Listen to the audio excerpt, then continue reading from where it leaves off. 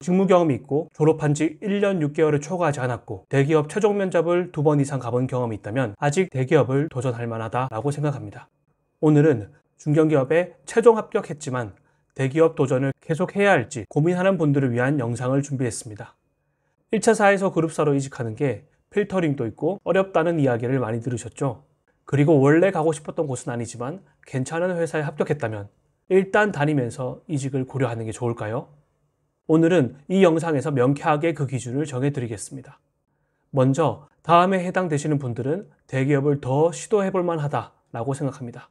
첫 번째, 인턴과 현장 실습과 같은 직무 경험이 있다.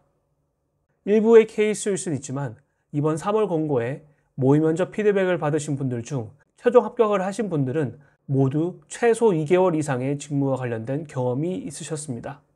저 또한 6개월간의 인턴 경험이 있기도 하고 확실한 건 직무 경험이 있는 것 자체만으로도 대기업 합격 확률을 높아진다라고 생각합니다. 그리고 3월 서류 합격 통계만 보더라도 평균 0.7회로 약 140명 중 78명의 서류 합격자분들이 1회 이상의 직무 경험을 가지고 있는 걸 알 수 있었습니다. 두 번째, 학교 다니면서 전공과제나 캡스톤, 그리고 경진대회 등 나의 필살기 경험으로 쓸만한 프로젝트 경험이 2개 이상 있다. 일단 직무 경험을 제외하더라도 이러한 프로젝트 경험이 있으면 추가적인 직무 관련 교육이나 프로그램을 이수하여 최종 합격하는 사례를 심심치 않게 봐왔습니다. 특히 똘똘한 필살기 경험 2개만 있더라도 사실상 운빨이 심한 취업시장에서 자소서와 면접만 잘 보았다면 충분히 합격할 만하다고 생각합니다. 세 번째, 휴학 없이 바로 졸업한 기준으로 아직 1년 6개월이 초과하지 않았다. 다시 말해서 남자는 27살, 여자는 25살 이하라면 아직까지는 대기업의 문을 더 두드려 볼 필요가 있다고 생각합니다. 여기서 나이보다는 공백기가 너무 길어지면 안 된다는 의미를 포함하기도 합니다. 네 번째, 특히 졸업하고 취준하면서 대기업 최종 면접을 2번 이상 떨어져 봤다. 아직 최종 합격을 해보진 못하였지만 그래도 계속 꾸준히 최종까지 간다라고 한다면 정말 주사위를 계속 던져서 6이라는 합격이 나올 때까지 시도해볼 만하다라고 생각합니다.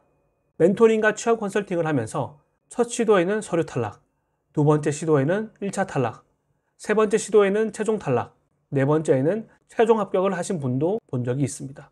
거의 1년 반 이상의 시간을 함께 했지만 최종 면접에 가봤다는 건 충분히 그 지원자의 경험과 역량 자체가 갖춰졌다고 볼 수 있습니다.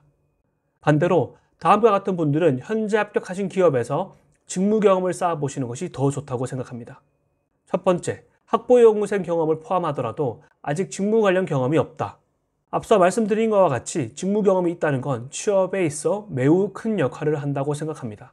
그렇기에 만약 아직 직무 경험이 없다면 현재 합격한 중견기업에서 직무 경험을 쌓으면서 대기업을 꾸준히 지원해 보시는 걸 추천드립니다. 여기서 중요한 건 중견기업 취업해서 안주하지 말고 일을 시작한 지 2주가 되던 한 달이 되던 예전처럼 대기업에 꾸준히 서류 지원을 해야 한다는 것입니다. 면접에 가게 되면 휴가를 어떻게 쓸지는 그때 가서 고민하셔도 절대 늦지 않습니다. 두 번째, 학교 생활 동안 프로젝트 경험이 캡스톤밖에 없다. 만약 그 경험도 필살기라고 하기에는 프로젝트 주제가 애매하거나 정작 내가 담당한 것마저 미비하다고 생각한다면 이제는 정말 제대로 된 필살기 경험을 만들어야 할 때입니다. 세 번째, 졸업한 지 2년이 넘어가는 시점이다. 남자 기준 29살, 여자는 27살이 넘어가고 있다면 중견기업에서 직무 경험을 쌓는 것을 충분히 고려해 봐야 합니다. 왜냐하면 직무 경험을 쌓고 중고 신입으로 다시 도전하는 걸 감안했을 때 30대가 넘어가게 되면 아무리 나이에 대한 기준이 없더라도 팀 내에 선배와 나이 차이가 위로 많이 나게 되는 걸 좋아할 팀장님은 없다고 생각합니다. 네 번째, 아직까지 대기업 최종 면접을 가본 적이 없다.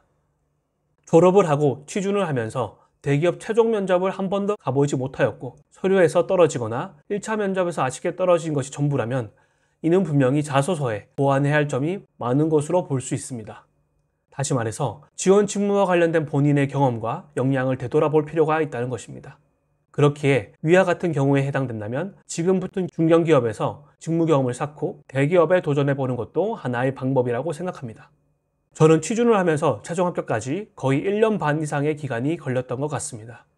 최종 합격을 하기 전까지 대기업 면접만 10번 이상 보면서 최종 탈락조차 익숙해져서 더 이상 최종 탈락을 하더라도 무기력해지기보다는 하루 이틀 푹 쉬고 원래 루틴으로 금방 돌아갔던 것 같습니다. 치열하게 자소서와 면접을 쳐내다 보면 어느 순간 최종 합격의 순간에 마주하게 될 것입니다.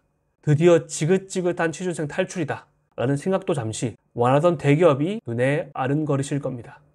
그런 상황에서 오늘 말씀드린 기준을 참고하시어 만약 대기업을 더 도전해 볼 만한 이유가 4가지 중 2개 이상에 해당된다면 진지하게 고민해 보시는 걸 추천드리고, 만약 중견기업에서 직무 경험을 쌓아야 할 이유 4가지 중 절반 이상에 해당된다면 주저하기보다는 합격하신 기업에서 열심히 배우시고 중고 신입으로 대기업 이직을 계속 시도해 보시는 걸 추천드립니다. 마지막으로 중견기업에서 대기업 이직을 고민하시는 분들 중에서 경력을 쌓고 가야지 라고 생각하시는 분들도 있을 수 있다고 생각합니다. 물론 경력으로 이직을 하면 당연히 좋겠지만 개인적으로는 경력 이직 공고에서 나의 직무 경험과 적합한 채용 공고를 찾는 것도 힘들고, 아무래도 중고 신입으로 이직하는 것이 취업 시장에서 경력직 이직보다는 더 수월한 방법이 아닌가라고 생각합니다. 그렇기에 3년 이상 경력을 쌓을 때까지 대기업 서류를 보류하지 마시고, 힘드시더라도 퇴근 후에 본인의 직무 경험을 최대한 자소서에 녹여내어 본인만의 필살기를 만들어 보심이 좋을 것 같습니다. 오늘 영상은 여기까지입니다. 다음에도 취업에 도움되는 영상들로 찾아뵙겠습니다. 감사합니다.